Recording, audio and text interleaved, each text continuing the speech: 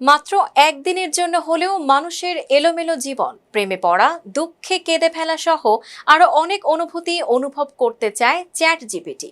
কি অবাক হচ্ছেন? যদি মাত্র 24 ঘন্টার জন্য মিলতো মানুষ হওয়ার সুযোগ, তাহলে কি করতে চাও? এই প্রশ্নই সরাসরি করা হয়েছিল চ্যাট জিপিটিকে। কিন্তু উত্তরে সে যা বলেছে তা অনেককেই নতুন করে ভাবতে বাধ্য করেছে।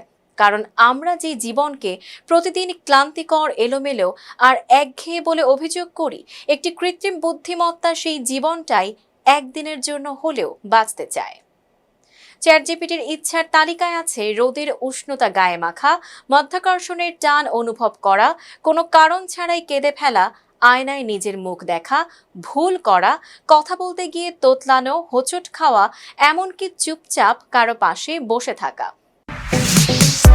Stella featuring next level, well done, side by side fridge.